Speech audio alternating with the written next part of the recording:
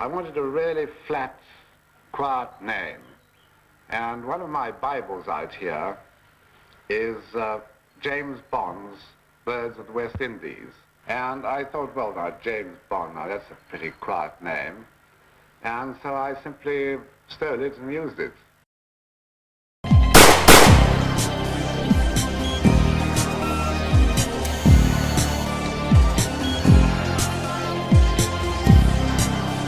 Hello, ladies and gentlemen, and thank you so much for joining us here at the James Bond Complex Montreal Comic Con panel.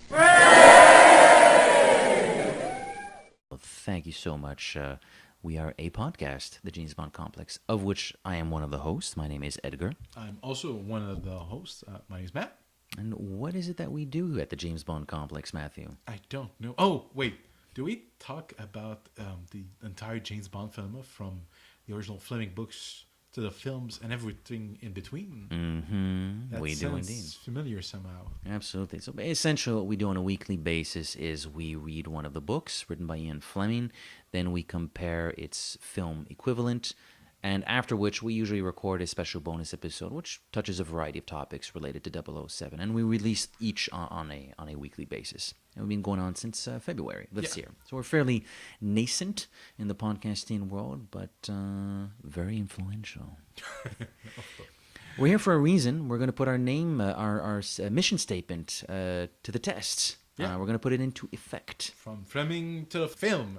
So our mission this evening will be to discuss, analyze the original Fleming portrayal of the character of James Bond and compare it to its cinematic equivalency, the sixth actor who portrayed James Bond, and find out which of the six actors is the closest to Fleming's original description of the character from the page. I'm going to be doing this with what we call a Fleming scale. We have some, we'll be showing and talking about some characteristics about the James Bond of the books. What are those characteristics? Not all of them. We're going to limit ourselves to about 5. And we will contrast the Bond from the page with the Bonds, all 6, from what we enjoy on the silver screen. Mm-hmm. But of course, to understand the creation, we must know the creator. So who made up James Bond? It's a gentleman, an Englishman, an author, novelist by the name of Ian Fleming, born May 28th of 1908. A wealthy family, based in London. And we'll notice that as we go through his life over a couple of minutes, there's many characteristics that will come back in the books and the films. Well, Fleming behaved like that, or he did those things. For instance, as a schoolboy, he regularly got into a little bit of trouble with his housemasters, either because he didn't bend very well to authority, or because he might have been a little bit of a skirt chaser in his young days. That handsome devil Ian Fleming, him. So and he was great at sports, less so academically. That didn't prevent him from succeeding later in life in some respects. So what happens after school? After school, he had some success as a journalist. The man was a polyglot. He spoke French, German, Russian, and probably other languages. He was on assignment in Moscow. He was able to outscoot various journalists who had more experience than he did, and made a name for himself. Eventually, the job of a journalist was not enough to sustain him financially, so he became a stockbroker. He's been nicknamed the worst stockbroker in London, so he was not very successful. Somebody has to be. He eventually joined the fight against the Nazis in World War II by joining the Secret Service under the rank, eventually on the rank of commander. Started as lieutenant, quickly became a commander. He started as the personal aide to Admiral by the name of Godfrey, I believe. Yes. And essentially, this is where things get really interesting in Fleming's life. Not to say that they weren't already, but here things get super interesting in the sense that he operated in naval intelligence. So basically, his objectives. His mission was to concoct these plans, which sometimes involved guesstimating what I guess enemy movements would be, and or intelligence theft, photography, supporting documentation, plans, kidnapping people they thought would have sensitive information and help the West win the war. And basically, the more success he had, well, the more minions he had operating for him. In fact, he even made special forces. I know there's the T-Force, which is a very well-known one. Another one was the AU-30, was another well-known one. So all these people clandestinely operated behind enemy lines, stealing secrets. Nazis. Yeah, from Nazis. Eventually, well, the war ended, but he got a pretty good gig. He did so at the Kemsley newspaper group. He became the foreign manager. And the job itself allowed him 3 months off. Basically became a snowbird. He took his vacation at his estate, Goldeneye, which he decided to build after attending an Anglo-American intelligence conference in Jamaica during World War II. We always joke that to Fleming, Jamaica is the best place on earth. And in 1952, at the ripe age of 44, Fleming, forced to marry his longtime girlfriend, lover, mistress, and charteress, was struggling with his upcoming nuptial. So basically, he needed to find a form of release to get rid of all that stress of marital bliss. So essentially, what he does is during these 3 months of vacation at the Goldeneye estate, he decided to write the spy story to end all spy stories. And the rest, as they say, is history. So unfortunately, he didn't live very long. But he passed away at 56. He was 56. He drank a lot, did not eat particularly well, and he smoked like a chimney. Yeah. But he left his bond. So we know who Fleming is now. We maybe need to have an idea of who the Bond of the books was. Yeah. So we hinted a little bit at the Bond of the books was a lot like his creator. Naval intelligence, made a name for himself in World War II, although he was more on the front lines. He's a little bit younger than Fleming also. Yeah, and we offered these two images here. The one on the left is basically a sketch rendition. At the time the books were written about what James Bond might look like. The image on the right is a pianist, very famous pianist, now long deceased, by the name of Hoagy Carmichael. There's a Vesper Lind, I believe, in Casino Royale, the first book. Believes that there's something handsome about him. There's a little bit of Hoagy Carmichael in his physical appearance. Speaking of who the Bond of the book is, we have more details. Yeah. Physically, he's on 6 foot tall. He's very, very fit. He has dark hair, black hair. He has a scar on his right cheek. Yeah. Cruel face, blue eyes. Excessive drinker and smoker. Excessive smoker and drinker. A womanizer in reputation. It's in the books. It's mentioned that he has quite a number of dalliances on the side between missions, but he's not that successful as his cinematic counterpart. That's something we'll discuss a little bit later. When it comes to his demeanor, I guess. Yeah, here as well, he's not very much like his cinematic equivalents. I mean, he's a little bit more or much more serious in some cases. Sometimes his thought process in the books, he'll use sort of fanciful expressions, almost semi-comical expressions. So it's not like he's a ply of wood or anything like that. But certainly when he speaks, there are not as many double entendres as there are in the films. But he's a very dedicated individual. He's always about the mission. He's very concentrated, forceful in that respect. Very picky about what he likes and doesn't like as well. He craves those tough assignments, as he calls them in the books, where his life is put in jeopardy and he has to go through a physical ordeal. But at the same time, he doesn't like killing people in cold blood. Yeah, he does have a distaste for that, but I think what the Bond of the books is after is to avoid that what's that word for acidity? I think it is just this boring. He doesn't want to remain seated. He's not an office clerk, Yes. essentially. He likes traveling. He likes the excitement. He likes the thrill of the chase, whether it's a skirt or a villain, essentially. But there is something distasteful to him about killing in cold blood, despite the fact that he is remarkably proficient at it. So there's a lot of contradictions about our bond. Yep. So that brings us to what we created.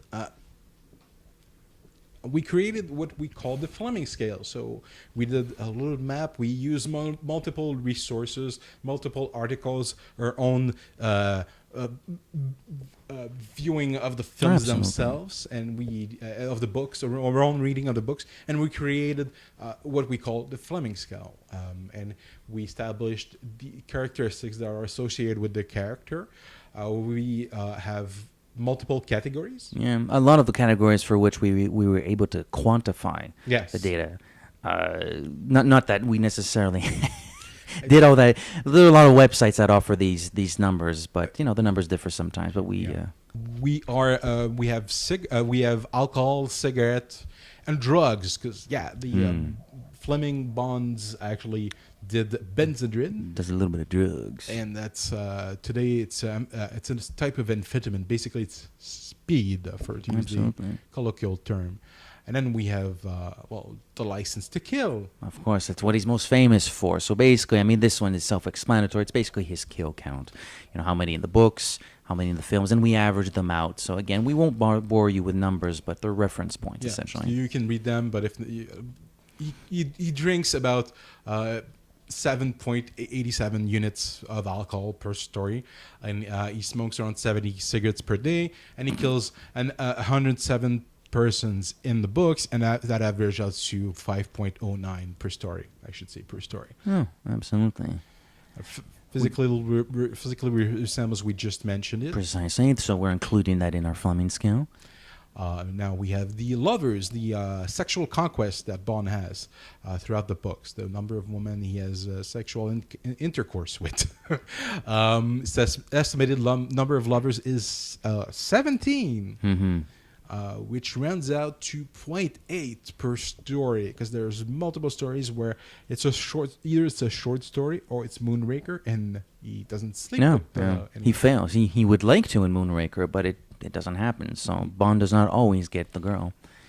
Our last category is sort of the one that's the most, you can't really quantify it. It is the demeanor, the personality. And of course, you change the actor, you are going to get a sometimes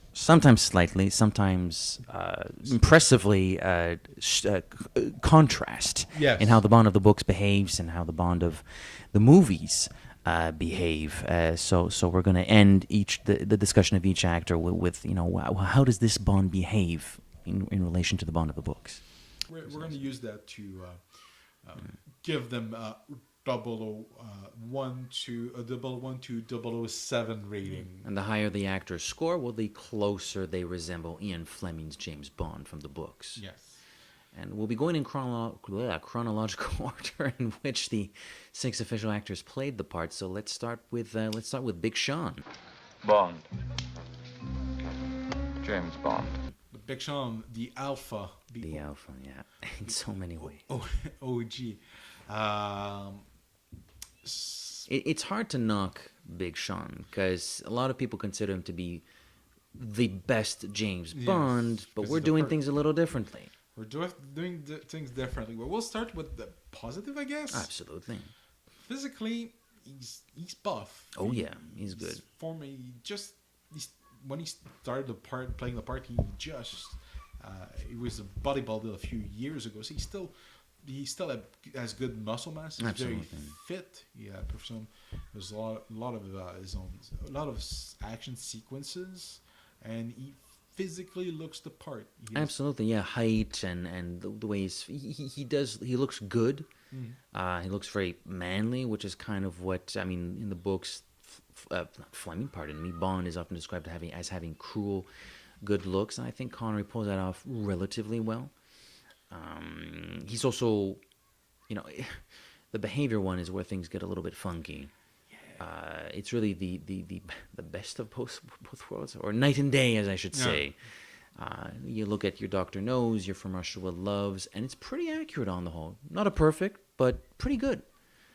And then you get your You Only Live Twice's and your Diamonds Are Forever's, and it's just like it just goes out the window. I mean, it has nothing to do with what's going on in the books. It's not Fleming anymore. Where he's a joke of a character. He's a caricature. Or he's pastiche. Yeah. Yeah. So I mean, when it comes to his dalliances, he sleeps a lot more, a lot more than the original Fleming. Where the original Fleming sleeps with maybe one lady per book, or has one dalliance, maybe two. There's even a book where, as I remember, Moonraker, he doesn't sleep with anybody. Nope. Moonraker, so Nope. Doesn't work. That would never happen with Connery. Connery has to plant his flag. Mark his territory. Yeah. And it's pretty disturbingly so sometimes. There's books where movies that, compared to the books, there's barely any dalliances, and they had to invent characters for him to romance. Right. In big quotation mark. Or to show, if it wasn't to add romance, it was certainly to get the message across that this man has the best sex appeal in the history of humanity, and no woman can resist him. That's basically what they were trying to get across, which is not what happens in the book. Yeah. So he actually loses points in that regard. So yeah, he's more successful, but less successful. More successful the original Fleming. So he loses points. Yeah. Kill count. How about our kill count here? It's kill count. Let me find my mat. It's also a little bit on the uneven side. It kind of varies from film to film. It's got an average of 12, so it's almost double than the original Fleming. Yeah, but I feel a lot of that has to do with Thunderball. I don't know. Maybe it's just me. Thunderball, where he's killing a bunch of people left and right underwater. Thunderball and You Only Live Twice, he's killing people. The volcano climax, shooting the place up. Each of his movies end with people being shot, except for From Russia with Love. All of his other movies, there's a massive fight near the end. Yeah, so it's not very close to the Fleming of the books for all intents and purposes. And when it comes to the drinking and the boozing, it feels like he's doing the appropriate. I mean, he smokes a lot, he drinks a lot. That's very good. Doesn't even do better. Drugs, but I wouldn't expect drugs in the movie in the 1960s. So no, but his beverage count and the cigarettes, his nicotine intake is excellent. It's fantastic. It's top marks. Good job. We have to give. Yeah, we got to conclude. We do have to give a rating. So from 001 to 007, I think Sean is very good. Okay, he kills a few too many people and he sleeps with a few too many women, but it's still good. So I'm gonna say 005.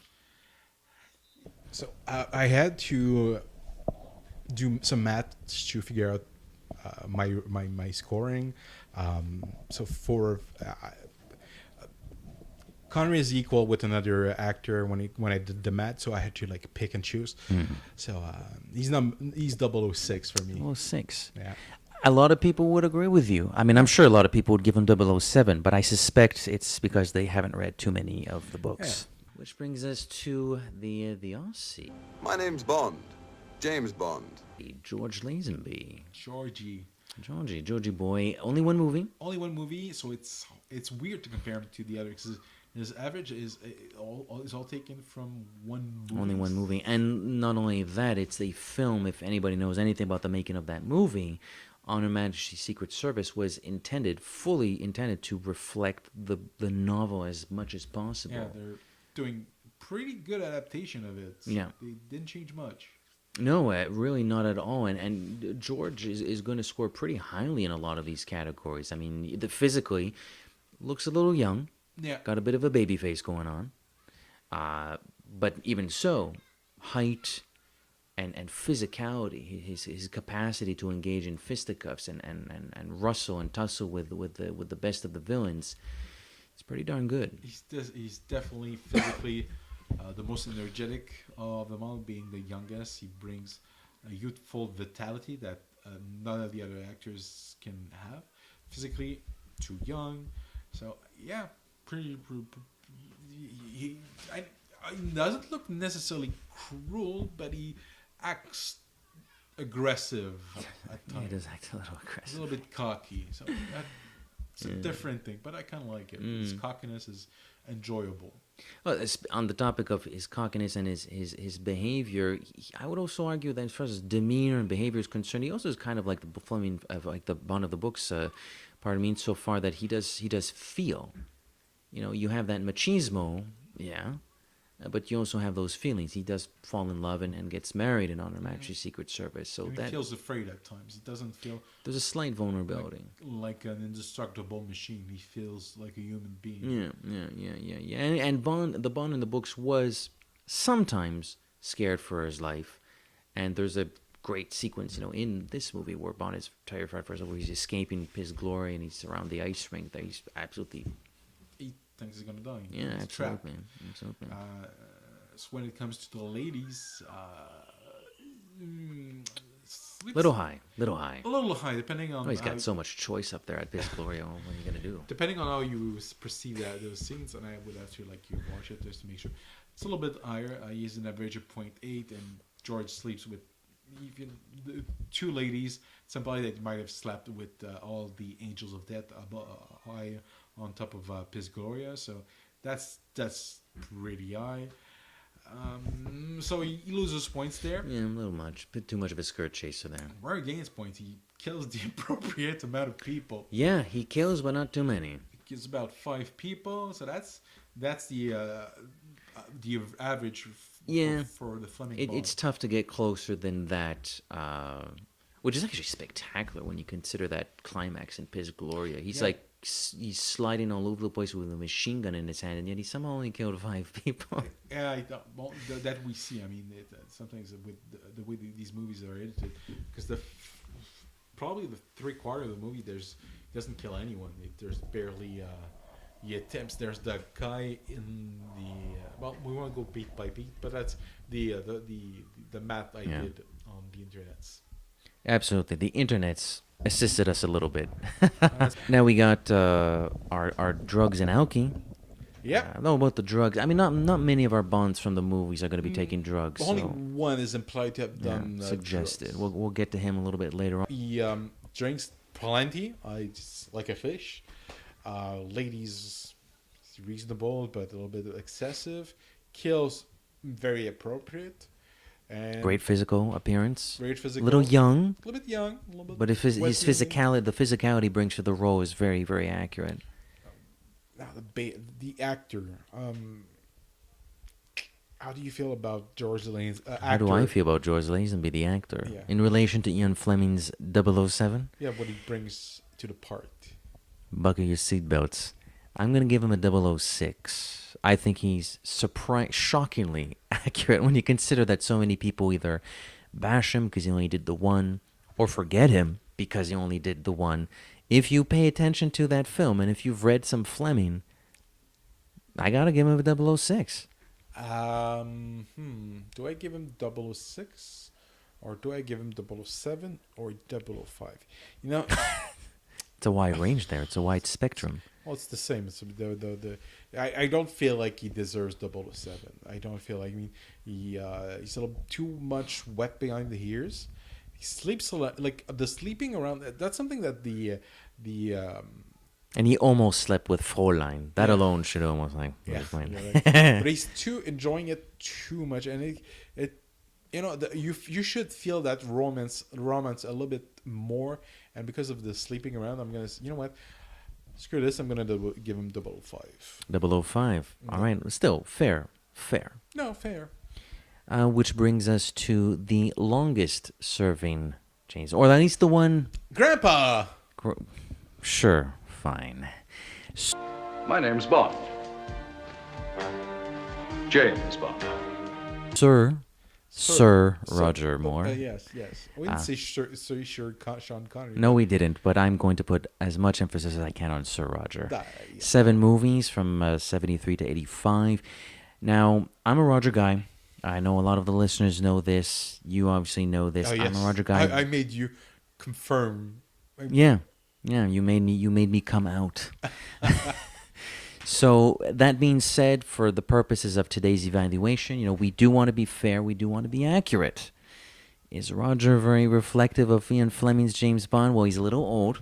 Started at the age that normally, according to the Fleming canon, 00 agents are supposed to retire, which is 45. Yep. So that doesn't work in his favor. So that doesn't help. Speaking of getting old, what happens when one gets old? One becomes a little bit less physically capable. Yeah. And speaking of which, they do put good old Roger in some hand-to-hand combat fights or hand-to-hand combat fights. You mean Roger's stunt double? Right. Not the most impressive sequence. Again, as far as the actor acting out an action scene, he is, alas, the least impressive of the Bonds. He's least impressive. Physically he's a complete joke. And I mean, he does have the proper height, I guess, to give him Absolutely. credit. Give him some points, man. He has blue eyes. He's good looking. He's not, but not very cruel. No, he's not. He feels like the warmest of them all. Absolutely. Like I say grandpa, but he feels like... Uncle. Yeah. Well, I guess. But like a good uncle, not like the nasty uncle. And the good uncle that's going to buy you drinks when you're 16. It's the best kind. Yeah. How about those dalliances? You mean how are we doing on those skirt chasing? The older he gets, the more successful he becomes. Women like mature men. Yeah, there's maturity and there's you need your senior citizen discount card. Oh, Matthew, come now. Oh, I mean, like by the time that's the thing. He should have only played the part in the 70s. By the time you're in 1985 and he looks like grandpa. Yeah. It's a bit, his suspicion is disbelief has been broken. Yeah, and the kill count is a little uneven as well. There's some films. He kills one person. Yeah, the man with the golden gun. He kills the titular man with the golden gun. And A View to a Kill, Octopussy, and The Spy Who Loved Me. It's shooting people left and right. It's insane.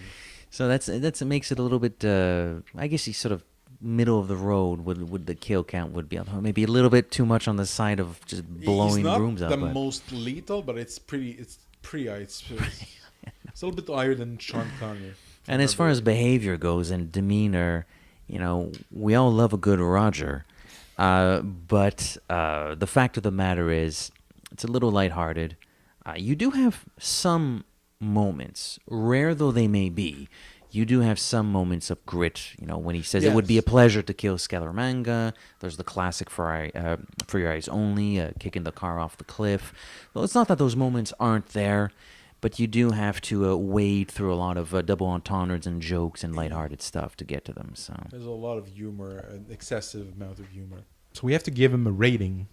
Yes. This one's going to break my heart. Do you want me to start? I'll break. Yeah, I need to think it over. I need to compose myself a little bit. I'll break your heart. I won't give any Bond 001, but I'll give Roger 001. 002. 002, I'm sorry. That's, again, tough but fair. Fair. We're not talking about the actor's portrayal. Yeah. I'm going to go one. I'm going to give him an extra 00 number. I'm going to give him 003. I think the intense moments, he plays them really, really well. Yes. He's the correct height. And those cigars get him some points. But he sleeps too much, kills too many people, and he's the touch is too light for Fleming's Bond. So I can't give him higher than 003. So I'm sorry, Roger. It's all right. I think he forgives you. We move next to... Who are you? Bond, James Bond. Somebody's favorite James Bond. Yay! TD!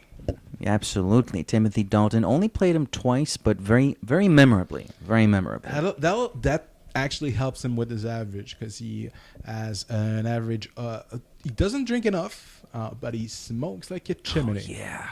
He smokes under 5 units of alcohol per film. Extra points for being, I believe, the last actor to a cigarette on screen. Absolutely. Makes him even more. I'm giving him an extra point for that. He kills quite a lot of people in those two movies, around 20, that get averaged out to 10, which is around the same amount that the Fleming original character killed people. So at least we're getting closer to what Fleming's Bond was like. It's still, technically it's still too high, but we're getting there. Je vais élargir, comme il est trop aplati, Timmy. En tout cas, c'est pas grave là. All right. Physically, that's where he scores a lot of points, guys. Dark brown hair, blue eyes, cruel face. Oh yeah. It's a little bit too high at 6'1", but I'm giving him a pass. And this is where I'm actually pretty proud of my man. He's not a man whore. He is not. He is not a man whore. He does 2 movies and he beds 2 women per film. Yeah. That's in relation to what all we've been discussing. That's quite respectable. That's quite respectable. And he's also, a little bit more romantic with Kara as well. Yes. Also, that sort of gives him a few extra points. I guess we're going into the demeanor already. So he's a bit more of the He's romantic with Kara, but he's also very intense. Yes, and even with Pam Bouvier, he has a good time with Pam Bouvier, but they have this banter between them, which I always it's very sitcom-y, but I enjoy it. Bit of love-hate with Pam Bouvier. And he does bring the intensity to the role, though. We were talking about the cruel good looks. Yeah. He also, setting aside the good looks, he can also just play very cruel. Not cruel, but angry, vicious, ferocious. Yeah, when he decides to, you don't want to get in his bad side. No, like one of the posters said. And the trailer did too. Yeah. So I'm gonna give him 007. He's not only my favorite, but I feel I might be biased. I might be biased, but I'm gonna give him 007. Well, even though that's clearly a biased score, I'm going to give an unbiased score and say 007. Whoop, whoop. I think he is, for whatever details distance him from Fleming's Bond, because none of them have it perfectly, none of them play the Fleming's Bond perfectly. He is extremely, I shouldn't say the closest, because he is extremely close. So I'm going to give him 007. Very impressive. Very impressive. So that Move on to the 1990s. Yep. Generation X. The name's Bond. James Bond. Peanut butter, PB. The dashing Bond. Just look at him. Let's just stop for a moment and appreciate the savage good looks. Absolutely. Pierce Brosnan. Good old Pierce. Pretty boy Pierce. Too pretty. Isn't that Agreed. the problem? It is. Again, we're being tough but fair in this analysis. Yeah, he is too good looking. He's not very cruel. Well, he kills a lot of people, as we'll get to in a moment. Yeah. But he doesn't look very cruel. He looks he's just too sexy. Too pretty. When it comes to his drinking, he has a good average, but he loses point. He's not only does he never smoke any cigarettes, he smokes one cigar, but he makes cigar. Sorry, but he makes a point that smoking is a filthy habit in tomorrow never dies. And again, for the purposes of this evaluation, that is a bad thing. You don't pay people not to smoke. Smoking is good for Bond. Bad for you, but good for Bond. Precisely. Thank you, Matthew. and now the killing. The killing is problematic. He's a homicidal maniac. It is crazy. There are movies where he's Rambo would be embarrassed to kill as many people as James Bond does. Schwarzenegger would blush. Yeah. Like he has an average of 25.75, a total of 103, and that's in 4 movies. That's a lot of people. Well, it does help when you're double-wielding Kalashnikovs mowing down people in an entire room. I heard they just opened a new cemetery, the Pierce Brosnan as James Bond cemetery for fictional characters. So physically, though, he matches. He's like TD. He's pretty close. Black hair, blue eyes, around the same height, 6'1", a little bit too high, but not too much. Loses point because he doesn't have the cruel face. He doesn't look like he has some intense face acting. I'll call him that at times, but he's not. Doesn't have the intensity that Timothy Dalton. No, maybe not. He doesn't have the intensity that Timothy does, but he does tries to bring other dimensions to the character. He does try to play it a little bit more emotionally. Sometimes thinking of Tomorrow Never Dies with Paris Carver. Carver, pardon me. His shock at learning that 006 is a traitor in GoldenEye. You know, there are those moments. I think he did want to play the part with more feeling, which isn't a bad thing because the Bond of the books did have feeling. Mm-hmm. But it's maybe a little bit schizophrenic just insofar as it's, you know, he's often criticized as being more of a mishmash of what the previous actors did and didn't really put a stamp on it. Yeah, it's an awkward portrayal.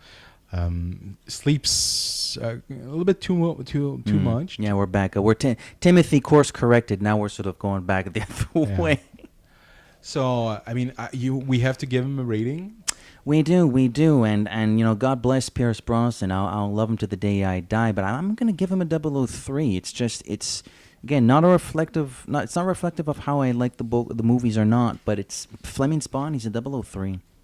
I gave him 004, so we're not that far apart. 004. I mean, sometimes it's mathematically he's number 4 for me.